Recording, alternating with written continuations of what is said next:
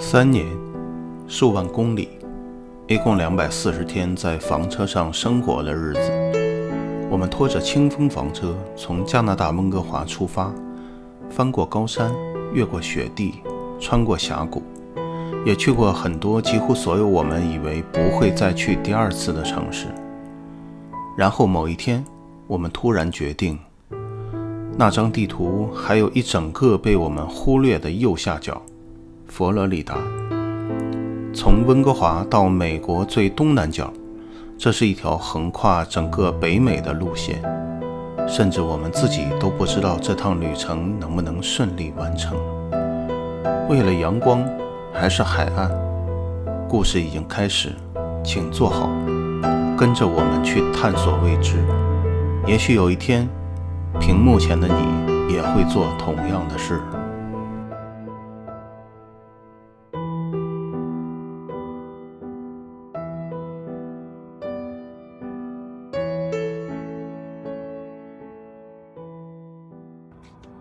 卡车每一个过得都很快，但是 trailer 和这个普通的车这块查的比较严一些。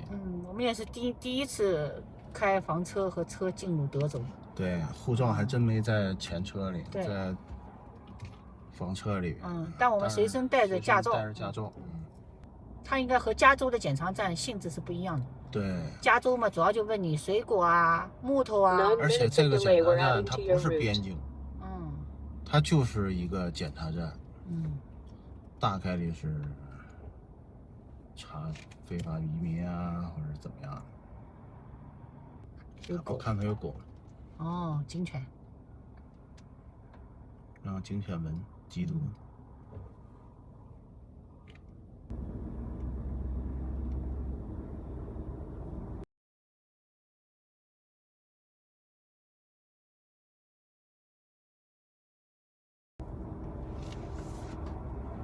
刚过了那个德州的那个检查站。对。这个并不是像加州的这个检查站一样的检查农副产品的，它真是一个边境检查站。对，它说是移民检查，因为什么呢？它上面的牌子上显示，就提前把你的移民文件准备好。对，把你的证件然后先是狗闻你的车，对，反正你也不用开车门，也不用下车，它狗也不上车，也不需要检查开车门啊或者怎么样，反正狗就在你的车旁边闻一闻，然后前面有人问你是公民吗？然后那个我回答不是，他说不是呢，他就要看证件，然后我就给他证件，就告诉他我们加拿大过来的，他很认真的看，对，很认真的看，然后就祝你旅途愉快，对，也没有问任何其他问题，对，大警犬就在我们的车下面，对，主要就是看你是否有效的身份证件。那有些人没有护照的呀，有些人并没有申请美国护照，美国驾照也 OK。那有美国驾照的人并不是公民啊，有的是啊。就像他们那个国家公园，现在不是如果外籍的话是需要加额外的钱嘛？对。然后现在他们也不要求护照，他们就要求看驾照你只要有驾照，他就认为是本国人对，对于很多美国人来讲，你看驾照这个行为，他已经觉得很过分了。对，因为美国的这种就对自由的这种捍卫的精神，他不允许有这种，尤其像那种无政府主义，他觉得你得先证明我是坏人，你才能对我有任何行动。如果不能证明我是坏人，你没有道理来检查我任何证件。所以我看很多纪录片，美国人如果被警察 pull over 的话，他是拒绝出示驾照的，他就是这种无政府主义。但是边境检查站应该是有这个权利的要求你出示证件。你想，我们是外国人，我们也没有什么权利去捍卫什么东西，因为你会看到很多那个香港的电影，警察查身份证，在餐厅里也可以查身份证。对，我们已经接受习惯了这个东西，可是美国人确实不是这么想。对，生活不止眼前的苟且，还有诗和远方的田野。是受苦却来到人世间，为找到那片海不顾一切。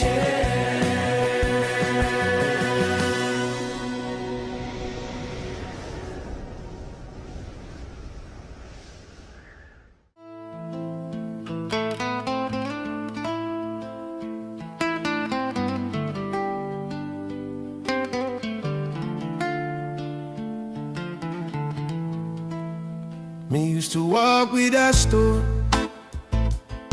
in a chase. Tried to hold through, run I couldn't confess. Whispers in the dark, shaming on my bed. Old voices in my head, saying things me never said. But me put down the weight, left it right there in the sand. Didn't need no preacher, didn't need no plan. Just one deep breath and a shaky hand. Said me forgive that man. Yeah, me forgive that man. Me not speaking riddles, but right or wrong. Me not dressing 我们已经在德州啦，在德州了，看看我们后面这面孤星旗啊。其实有很多州旗啊很有特色，当然能被别人记住的并不是特别多。这孤星旗，加州算一个，加州那个熊。对，然后德州也是一个。德州这个孤星旗啊，确实也很有特色啊。对，我们其实昨天呢已经到达德州了，和温哥华的时差呢已经有2个小时了。今天早晨起来，等于相当于温哥华时间早晨4点多就开始遛我们小狗了。可是这儿已经7点了啊！我们小狗也非常配合，小狗也开始倒着2个小时的时差。迎着无法言语的这种朝霞啊，一路开到这儿，好荒凉啊！就是西面广袤的大地啊，然后像一幅画卷展开在我们面前，一种凄凉的美啊！一个房子也没有。对，我们行车已经100多公里了，这个休息区还是我们第一个见到的房子。而且这一路上的限速呢80迈，也是我们目前为止看到最高的一个限速。对，德州进来都80迈。我对德州最直观的一个印象，第一个词儿就是彪悍。速度。提起德州，你会想到什么？我就觉得粗犷。也是这种感觉。对对对。其实我觉得德州啊，跟加拿大的亚伯达省是非常相似，高度相似。也是牛仔文化是吗？你看牛仔，然后呢石油，然后你看我们这儿亚伯达闹独立呢，意识形态也都偏于保守，所以说特别像加拿大的亚伯达省。我们开着房车走在10号公路上。两边啊都没有任何的参照物，凯文说特别容易超速。对，轻轻的一会儿就感觉怎么就飙到120、130了？虽然说也是在限速之内啊，对，但是对于我们这拉着这个拖挂的人来说，就感觉就是速度已经非常快了。对，还有一个德州的一个枪支文化，就是这个地方的人对于枪支的这种崇拜度，好像超过其他所有的州。虽然我们自己没有配枪，我们也没有买过枪，但是我们2个对枪支是表示支持的。对，我们也是这么认为的，不能坏人手里有枪。那天我听了谁来说一句，我觉得特有道理。说这个杀人的其实不是枪，对，枪不杀人，枪不杀人，人才杀人。对，没错。我们也是支持枪支文化的。虽然说我们俩并没有购买枪，只是 Kevin 有个枪牌。还有一个呢，也要特殊说一下。都说德州人啊特别热情，因为这样的一个地方比较粗犷啊。你看，我就觉得第一感受。我们刚出来的时候，就有一位网友给我们留言说，到德州我请你们吃饭对对对，马上就体现出德州人的热情，连华人也这么热情。对对对，是的。先谢谢这位网友对的，给我们留言请我们吃饭，我们这也是华人文化这是一种热情的表示。大家呢也不用都请我们吃饭，首先呢，这个订阅、关注。点个赞就已经相当于请我们吃饭了啊！谢谢大家，谢谢大家。我们这个昨天晚上这个住的这个营地呀，德州人好热情啊，跟我们打招呼。对，昨天晚上我们住的这个营地呀，它就是一个小村庄。对，它有酒店、有营地、有加油站，其他什么就没有了。很少有营地啊，我就住了1个晚上，第2天都走了，一个人没见到过。嗨。Kevin 非常形象的这个比喻我们昨天入住的这个小村庄，就像新龙门客栈。对，这个村庄估计所有的人都是为了这种接驳服务啊，对，就都是过客，都是服务这些过客的。对所以对。特像新龙门客栈。德州怎么这么广袤啊？真的。德州在美国本土啊，面积最大，然后温度也完全下来了啊。对，昨天晚上的温度只有1度。然后我们吸取了上次在华盛顿州的经验，给水果啊溜了个小水滴。所以气温没有天气预报报的那么低。对对对，OK。但是人不能在同一个坑里摔2次嘛。德州的休息站建的还特别高级，外立面啊全是石头砌成的，让我感觉像一个非常低调的奢华酒店的厕所。远处就是我们的清风，小狗留在车上的。5星级酒店式的服务区厕所呀，像那干净，里边像那个低调奢华的厕所，哇塞，真的。对。这个如果是在加拿大这么荒的地方，基本上厕所就旱厕了。对对，连水都没有了。是的，人家里边还有化妆镜什么的，还喷着香薰。感觉特别高级，而且就是这种高级啊，不是豪华，好像就是非常低调，但是又不失它的尊贵。旁边有个小博物馆，我也没看太多，我就简单介绍一下。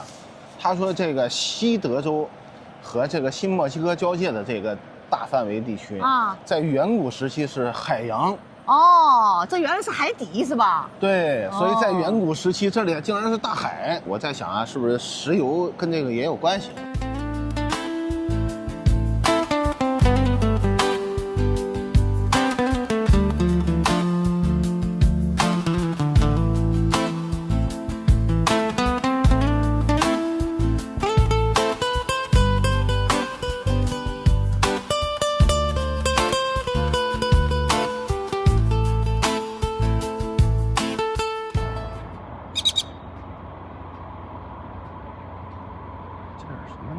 叫的挺好听的，这尾巴怎么那么漂亮？这 Loves 加油站呢是有这个营地的。哦，有那个停房车的营位是吧？啊，这有有几个？ 10没几个吧？10多个吗？10个左右。哦，11个，它编号一共有11个。一共11个啊。我上网看了一下。55块美金一天。哦。当然这是税前。价格还可以哦。价格还可以。对，因为它那个加油站里面有配套呀。对。它有超市啊，有浴室啊，什么都有啊。对。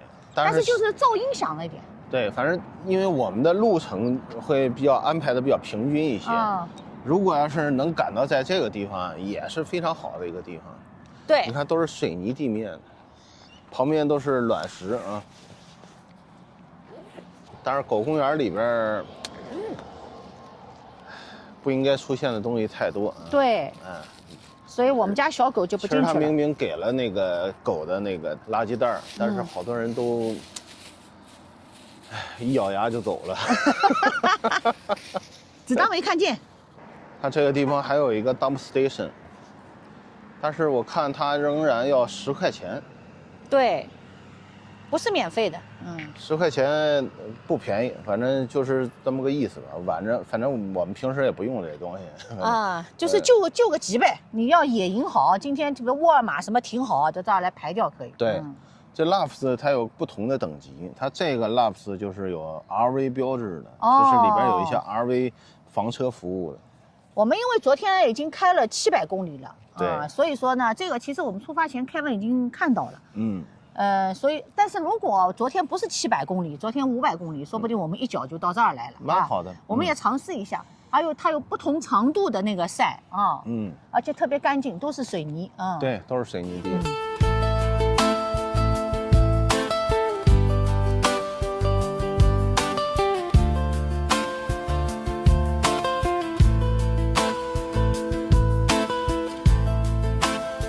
Yet to give thanks for the silence that came after pain, for the woman who helped when me numb the brain, for the ones me hurt and the ones who stayed, for the love me lost and the price me paid.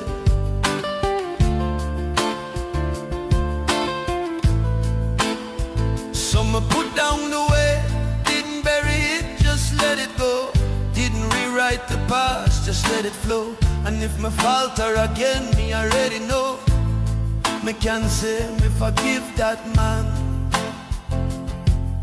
Yeah. forgive that. 大家好，今天是旅行的第12天，现在是早晨7点多一点，我们已经收拾停当，准备出发了。我们现在的地位置呢是在德州的圣安东尼奥，昨天晚上到达的，在这儿营地呢只住1晚。今天呢我们将去往休斯顿，在休斯顿呢会安顿几天，家里的物资呢也差不多了。最好笑的是我们小狗 Kevin 呢，早晨6点半遛它，其实呢我们温哥华时间只有早晨4点半，小狗也是特别配合。你只要带它出去玩，黑漆麻糊的，那个 Kevin 带了个头灯，伸手不见五指，他也总归把屎啊尿拉在外面，满足你，对吧？小狗也在倒着2个小时的时差。还是谢谢观众们对我们的祝福，我们一路上还是天气比较好。好，接下来我们准备去休斯顿了。好，休斯顿见。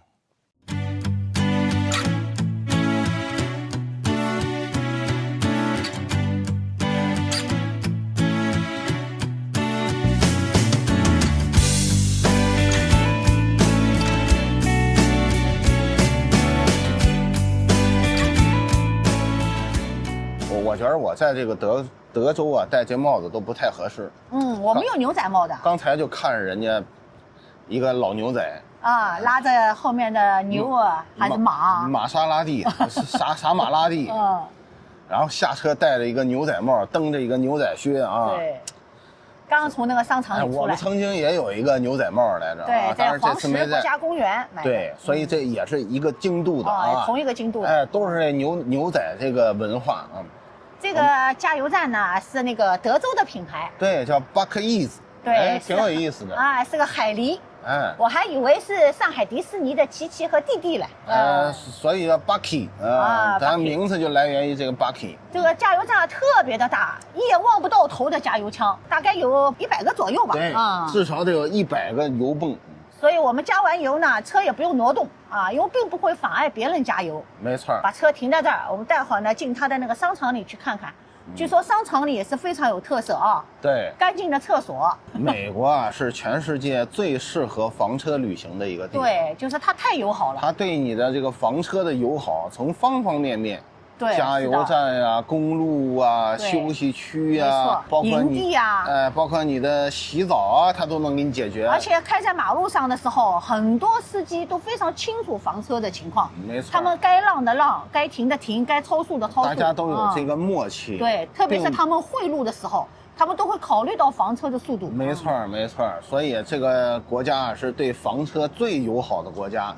我都想象不到有替代品。没有。所以加拿大其实跟美国作为邻居来讲，其实是一种其他国家向往的一件事情啊。我们可以开着车就来到美国，对，甚至我们汽车的保险呢，都包含了在美国境内的这个保险。对，然后我们还查了一下我们的保险公司的那个规定，因为我们的挡风玻璃不是被崩了一下嘛？那天我去查了一下，即便我在美国换挡风玻璃，也依然保险公司都负责理赔。对对，只是需要你全额支付了之后回去再报销，大概。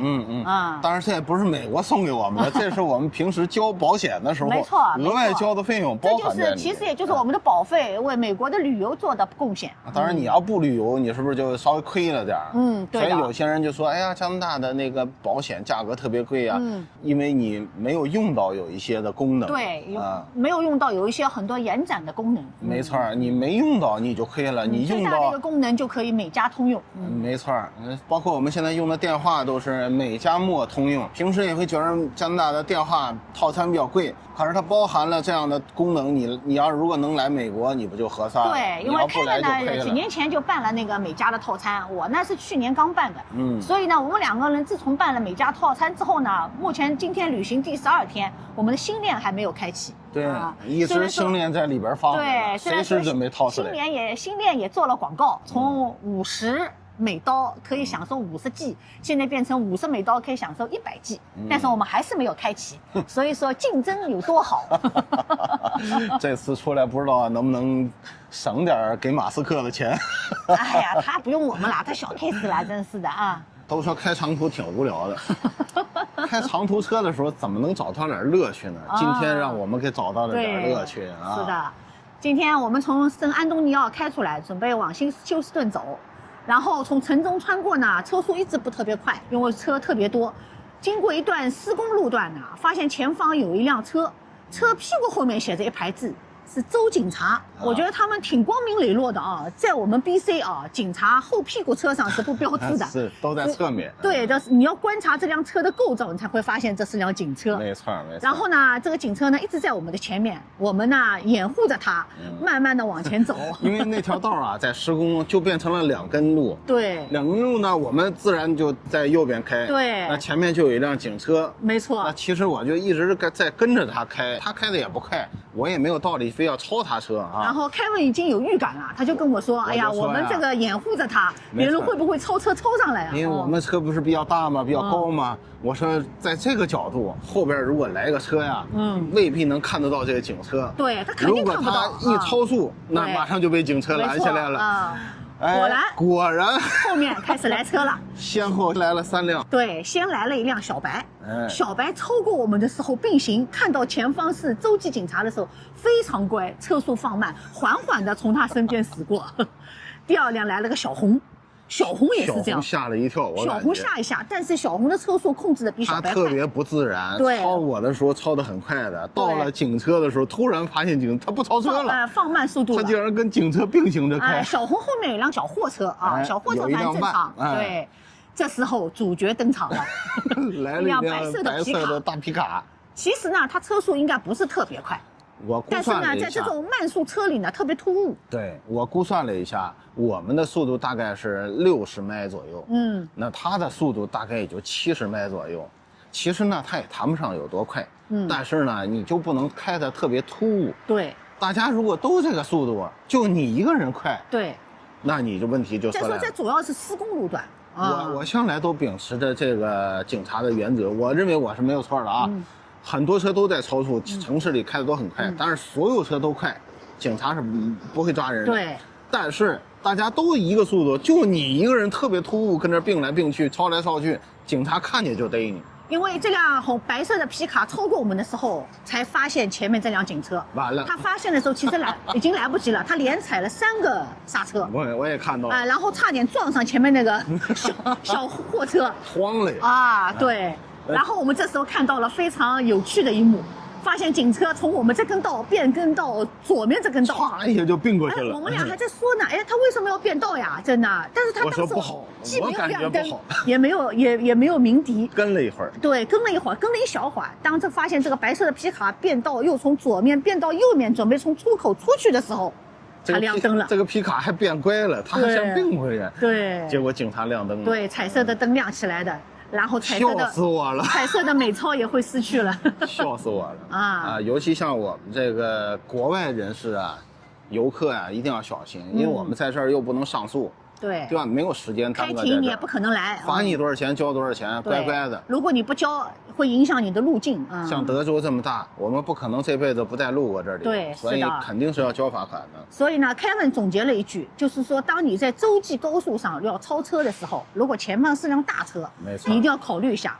如果前方大车前面有可能是辆警车，因为警车视线就是你完全看不到这辆警车。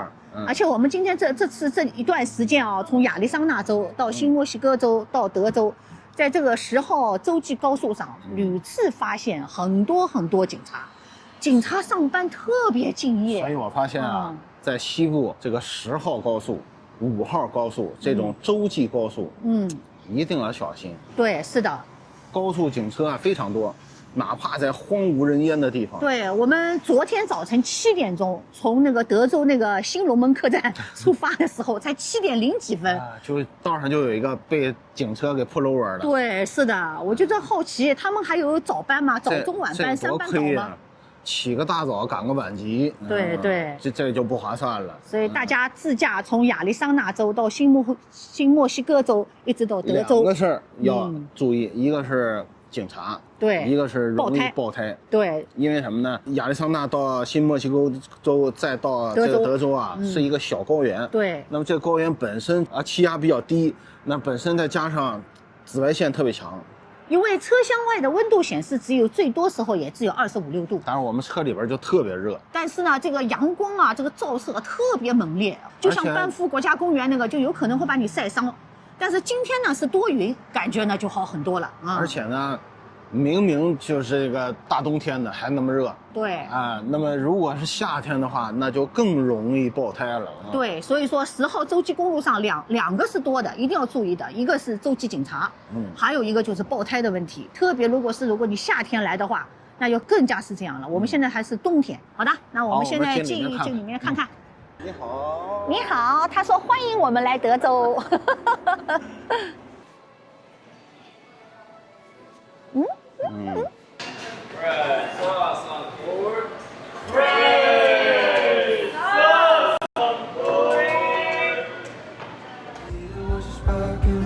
我去看看有没有肉桂粉啊。I don't want your garden. I don't like the cold. We don't see it coming. We know how this goes.